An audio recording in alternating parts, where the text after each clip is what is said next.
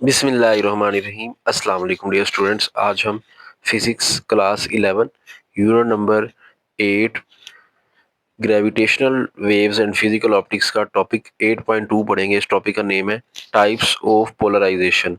Last time 8.1 topic पढ़ा था polarisation of light, वो लॉन्ग क्वेश्चन था, इंपॉर्टेंट लॉन्ग क्वेश्चन था। लेकिन ये जो आज टॉपिक है 8.2, ये जो हम पढ़ेंगे ये एक शॉर्ट क्वेश्चन बेस्ड टॉपिक है, एमसीक्यू बेस्ड टॉपिक है।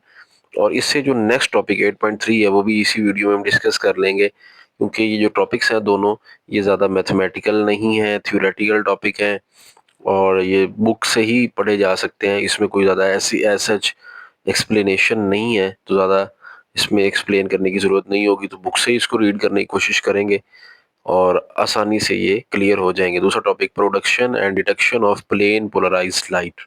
ये प्लेन पोलराइज्ड लाइट कैसे पैदा होती है और इसको हम डिटेक्ट कैसे करते हैं, ये वैसे हमने पहले लेक्चर 1 में भी पढ़ लिया। तो अब ये दोबारा थोड़ा सा ना उसमें उसमें असल में ये बताना ये चाह रहा है कि लाइट वेव्स जो हैं वो ट्रांसफर नेचर कैसे रखती हैं, वो प्रूव करके दिखाया गया है इस टॉपिक में।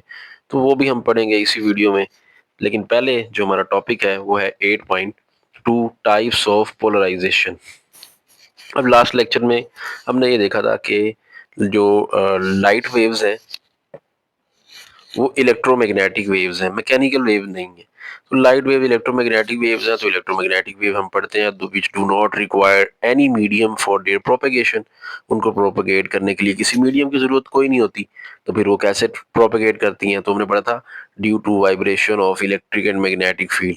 इलेक्ट्रिक फील्ड और मैग्नेटिक फील्ड वेक्टर्स की वाइब्रेशंस की वजह से वो आगे प्रोपेगेट करती हैं। तो अब हमने ये देखना है कि वो कितनी टाइप्स की पोलराइजेशन होती है। पोलराइजेशन का हमने लास्ट टाइम पढ़ा था। पोलराइजेशन क्या होता है कि orientation of electric field vector of light waves in a specific direction. Light wave का जो इलेक्ट्रिक फील्ड वेक्टर है उसको अगर हम एक खास डायरेक्शन में अलाइन करवा लें किसी तरह, वो लास्ट टाइम हमने जो कराया था पोलराइजर की मदद से करवाया था ना, एक पोलराइजिंग शीट रखी थी जिसको पोलराइड भी कहते हैं। अब देखें ये एक ऑर्डिनरी लाइट है, जैसे कि कोई बल्ब की लाइट है जो कि ऑल डायरेक्शन में स्प्रेड हुई होती, ठीक है।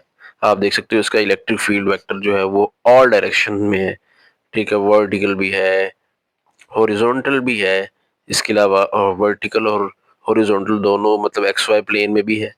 तो लेकिन अब ये लाइट जो है अनपोलराइज्ड लाइट है। अनपोलराइज्ड लाइट होती है जिसमें ऑल डायरेक्शन में वेक्टर जो है वो स्प्रेड हुआ होता है, इलेक्ट्रिक फील्ड वेक्टर। लेकिन अगर हम इसके आगे एक पोलराइड रख दें, ठीक है, ये पोलराइड रखते हैं, तो अब पोलराइड के जो मॉलिक्यूल जिस डायरेक्शन में अलाइन होते हैं ना, तो वो इस अनपोलराइज्ड लाइट को उस वेक्टर को तो वो क्या करते हैं, अलाउ कर देते हैं कि वो पास कर दे, लेकिन बाकी सबको ब्लॉक कर लेते हैं। अब देखिए ये जो अनपोलराइज्ड लाइट के electric field vector different direction में स्प्रेड हुए हुए, तो इसमें जब ये पास करेगी ना, तो ये जो वर्टिकल वाला है वेक्टर इसको तो ये अलाउ कर देगा, बाकी सारों को ये क्या कर लेगा, ब्लॉक कर लेगा। अब ये हमारी अनपोलराइज्ड लाइट क्या होगी है, पोलराइज्ड। इसको कहते हैं पोलराइजेशन, जिसमें हम इलेक्ट्रिक फील्ड वेक्टर को एक खास डायरेक्शन में अलाइन कर देते हैं, ठीक है। Orientation of electric field vector of light wave in a specific direction. देखिए ये हमने इलेक्ट्रिक फील्ड वेक्टर को एक स्पेसिफिक डायरेक्शन में ओरिएंट कर लिया है, इसे हम लोग कहते हैं पोलराइजेशन। अब टाइप्स कितनी तरह की पोलराइजेशन है, टाइप्स कितनी है इसकी, वो देखना है आज हमने। इसमें जो 3 टाइप्स हैं पोलराइजेशन की, लीनियर है, फिर सर्कुलर पोलराइजेशन है, फिर इलिप्टिकल पोलराइजेशन है। सबसे पहले है लीनियर पोलराइजेशन। देखिए शॉर्ट क्वेश्चन होंगे, ठीक है। लीनियर पोलराइजेशन में क्या होता है कि जो इलेक्ट्रिक फील्ड वेक्टर है वो एक ही डायरेक्शन में वाइब्रेट करता है, ठीक है। एक ही डायरेक्शन में स्ट्रेट लाइन में वो लाइन जो है वो vertical you up and down electric field vector जो है रोटेट करता है, लेकिन परपेंडिकुलर होना चाहिए direction of propagation of light wave. अब देखिए ये लाइट वेव जा रही है, ये डायरेक्शन ऑफ प्रोपेगेशन है लाइट वेव की, ठीक है। अब देखिए जो इलेक्ट्रिक फील्ड वेक्टर है ना, वो देखें एक ही डायरेक्शन में क्या कर रहा है, वाइब्रेट कर रहा है। यहाँ पे मैक्सिमम, ठीक है, मैक्सिमम, फिर उसके बाद नेगेटिव साइड पे मैक्सिमम, ठीक है। जीरो हुआ, जीरो था, फिर वहां मैक्सिमम हुआ, पॉजिटिव मैक्सिमम, फिर जीरो हो गया, फिर नेगेटिव मैक्सिमम हो गया, और फिर यहाँ पे जीरो हो गया, फिर दोबारा पॉजिटिव मैक्सिमम होगा, फिर जीरो हो जाएगा, फिर नेगेटिव मैक्सिमम। ठीक है, तो इलेक्ट्रिक फील्ड वेक्टर अगर एक ही डायरेक्शन में वाइब्रेट करे जैसा कि यहाँ पे कर रहा है, ठीक है, तो इसको हम बोलते हैं लीनियर पोलराइजेशन। तो लीनियर पोलराइजेशन में electric field vector direction of propagation of wave के परपेंडिकुलर, ठीक है, ये direction of propagation of wave की लाइन है। देखिए इलेक्ट्रिक फील्ड इसके परपेंडिकुलर है, हर पॉइंट पे आप चेक करो परपेंडिकुलर है। यहाँ पे पॉजिटिव मैक्सिमम फिर परपेंडिकुलर ही है, और यहाँ नेगेटिव मैक्सिमम ये फिर परपेंडिकुलर है। ठीक है, तो जब भी इलेक्ट्रिक फील्ड वेक्टर एक ही डायरेक्शन में perpendicular to the direction of propagation of wave up and down vibrate करे, तो इसको हम बोलते हैं लीनियर पोलराइजेशन। और ये डेफिनेशन आप यहीं से करेंगे, एग्जाम्पल भी साथ लिखी गई है। इस तरह की पोलराइजेशन आप कब ऑब्जर्व करते हैं, जब लाइट पास करती है through a polarising filter like sunglass. उसके बाद सेकंड वाली है सर्कुलर पोलराइजेशन। सर्कुलर पोलराइजेशन में जो इलेक्ट्रिक फील्ड वेक्टर है वो सर्कल में, ठीक है, सर्कल में ऐसे रोटेट करेगा। अब वो दो तरह की रोटेशन है, क्लॉकवाइज भी होती है, एंटी क्लॉकवाइज भी होती है। देखिए ये लाइट वेव आगे जा रही है, ठीक है, ये लाइट वेव है, ठीक है, इस लाइन को आप लाइट वेव समझ लें। और ये जो है इलेक्ट्रिक फील्ड वेक्टर जो है ये रोटेट कर रहा है सर्कल में। अब ये कौन सी डायरेक्शन होगी वाइब्रेशन की, ऐसे क्लॉक चलता है ना ऐसे, तो ये क्लॉकवाइज है। ठीक है, तो इस तरह की पोलराइजेशन में इलेक्ट्रिक फील्ड जो है वो वाइब्रेट नहीं करता, जैसे ऊपर वाइब्रेट कर रहा था ना, मैक्सिमम फिर मिनिमम, ठीक है, मैक्सिमम हुआ फिर यहाँ जीरो, फिर नेगेटिव मैक्सिमम, पॉजिटिव मैक्सिमम, फिर जीरो, फिर नेगेटिव मैक्सिमम। तो इसमें जो है वाइब्रेट कर रहा था, इसमें वाइब्रेट नहीं कर रहा, इसमें इलेक्ट्रिक फील्ड रोटेट करता है। ठीक है, रोटेशन अब क्लॉकवाइज भी हो सकती और एंटी क्लॉकवाइज रोटेशन भी होती है। अब क्लॉकवाइज रोटेशन को ऑब्जर्व अगर आपने करना है, फिर आपको ना ये राइट हैंड से देखना पड़ेगा, मतलब इधर से देखना पड़ेगा। अब देखिए ये इसके लिए आपको ना यहाँ पे एक राइट हैंड रूल यूज करना पड़ेगा। उसके लिए ये जो डायरेक्शन ऑफ प्रोपेगेशन है ना, इस डायरेक्शन में अगर आप राइट हैंड को सेट कर लें, राइट हैंड के थंब को सेट करें, राइट हैंड थंब जो है वो इस डायरेक्शन में करें, तो फिर जो आपकी कर्ल फिंगर्स है ना, फिर वो आपको ये वाली रोटेशन शो करेंगी क्लॉकवाइज। ठीक है, यू करके क्लॉकवाइज रोटेशन आपको शो करेंगी। अब तो मेरे लिए कैमरे में ये दिखाना थोड़ा मुश्किल है आपको कि कैसे आपने फिंगर्स को सेट करना है, तो मेरे लिए ये दिखाना पॉसिबल नहीं है। तो खैर आप ये याद रख लें कि इसमें जो मेन चीज़ है वो यही है कि इसमें इलेक्ट्रिक फील्ड जो है वो वाइब्रेट नहीं करता बल्कि रोटेट करता है, या तो क्लॉकवाइज या एंटी क्लॉकवाइज। और इसमें जो इलेक्ट्रिक फील्ड की मैग्नीट्यूड है ना वो कांस्टेंट रहती है। अब ऊपर देखें, ऊपर वाले में क्या था, मैग्नीट्यूड कांस्टेंट नहीं थी, मैक्सिमम फिर जीरो, फिर नेगेटिव मैक्सिमम, फिर जीरो, फिर पॉजिटिव मैक्सिमम। लेकिन यहाँ पे जो इलेक्ट्रिक फील्ड की मैग्नीट्यूड है ना, वो जिस पॉइंट पे आप मर्जी चेक करोगे ना वो सेम होगी। ठीक है, मैग्नीट्यूड एक्स में ले लें, ई एक्स मतलब electric field vector along x axis ले लें या वाई एक्सिस ले लें, वो सेम रहेगा। इस पॉइंट पे चेक करें, इलेक्ट्रिक फील्ड की जो मैग्नीट्यूड है वो सेम होगी, इधर भी इतनी होगी, इधर भी उतनी होगी, इधर भी इतनी। तो इलेक्ट्रिक फील्ड की जो मैग्नीट्यूड है वो सेम रहेगी। तो आप लिख सकते हैं यहाँ पे कि यहाँ पे जो ई वाई ओवर ई एक्स है वो इक्वल टू 1 होगा। ठीक है, मतलब आप यूं लिख सकते हैं E Y is equal to E X. ठीक है, ये एमसीक्यू टाइप चीज है, अब काम आ सकती है कि जो सर्कुलर पोलराइजेशन है उसमें इलेक्ट्रिक फील्ड की मैग्नीट्यूड चाहे लॉन्ग वाई एक्सिस ले लो या एक्स एक्सिस ले लो, आप देखोगे वो 1 के इक्वल होगी उसकी रेशो, मतलब ई वाई ई एक्स आपस में इक्वल होंगे। और इसकी एग्जांपल क्या है, जब लाइट रिफ्लेक्ट होती है ना सीडी से, कॉम्पैक्ट डिस्क वगैरह से या डीवीडी से, वो सर्कुलरली पोलराइज्ड होती। ठीक है, तो ये आपने याद करना है, साथ में ये एज एमसीक्यू आपके काम आ सकता है कि मैग्नीट्यूड जो है वो सेम रहती है इलेक्ट्रिक फील्ड की। उसके बाद तीसरी जो है वो है इलिप्टिकल पोलराइजेशन। अब ये इलिप्टिकल पोलराइजेशन क्या चीज है, ये दोनों का कॉम्बिनेशन है। लीनियर पोलराइजेशन और सर्कुलर पोलराइजेशन का जो कॉम्बिनेशन है ना वो हमें देता है इलिप्टिकल पोलराइजेशन। अब इलिप्टिकल शेप कैसी शेप होती है, ये एग एग टाइप शेप होती है, जैसे एग नहीं होता, सर्कल नहीं बल्कि एग की फॉर्म में ये शेप आपको एग फील हो रही होगी, एग शेप है, इलिप्टिकल इसको बोलते हैं। A combination of linear and circular polarisation where electric field vector traces an elliptical path is called elliptical polarisation. अब ये भी एक शॉर्ट क्वेश्चन है, ये शॉर्ट में ही आएगा। अब इसमें क्या होता है, इसमें और उसमें क्या फर्क है, उसमें इलेक्ट्रिक फील्ड के हर कंपोनेंट चाहे एक्स वाला हो या वाई वाला हो उसकी मैग्नीट्यूड सेम होती है, लेकिन इसमें सेम नहीं होती। जैसे कि आगे लिखा गया in elliptical polarisation as shown in figure 8.4 C, ये 8.4 सी फिगर है।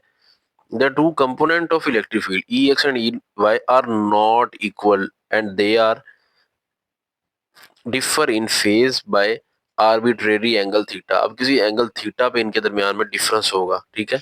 मतलब अगर ई वाई ग्रेटर है तो ई एक्स स्मॉलर होगा, ई एक्स ग्रेटर तो ई वाई स्मॉल होगा। मतलब इसमें ई वाई और ई एक्स इक्वल होते हैं, लेकिन इलिप्टिकल पोलराइजेशन में वो इक्वल नहीं होते। तो इसमें क्या होगा, अगर हम इसकी रेशो लें, जैसे वहां ई वाई ओवर ई एक्स को 1 लिखा था, तो यहाँ पे हम कैसे लिखेंगे, यहाँ पे हम लिखेंगे ई वाई ओवर ई एक्स वो इक्वल नॉट इक्वल टू 1 होगा, मतलब ग्रेटर देन 1 होगा, ठीक है। तो हम 1 के इक्वल उसको नहीं लिख सकते, या आप इन अदर वर्ड आप ये लिख लें, E Y is not equal to E X in case of elliptical polarisation. तो हमने यहाँ पे ये देखा कि जब भी सर्कुलर पोलराइजेशन और लीनियर पोलराइजेशन कंबाइन होती हैं तो हमें जो पोलराइजेशन देखने को मिलती है वो होती है इलिप्टिकल पोलराइजेशन।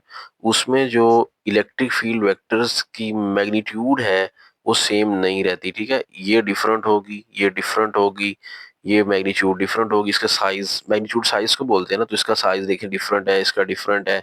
अब देखें ये आपको फील हो रहा है कि ये छोटा है, ये तो ये बड़ा है, ठीक है। तो ई एक्स ओवर ई वाई कर लें या ई वाई ओवर ई एक्स, इधर अदर वर्ड आपने लिखना यही है कि यहाँ पे ई वाई और ई एक्स आपस में इक्वल नहीं होते। तो इसकी एग्जांपल अगर हम बात करें तो एग्जांपल इसकी है कि when light pass through a stress plate और वेव प्लेट, जब लाइट किसी वेव प्लेट या स्ट्रेस प्लेट से गुजरती है तो वो इलिप्टिकली पोलराइज होके निकलती है।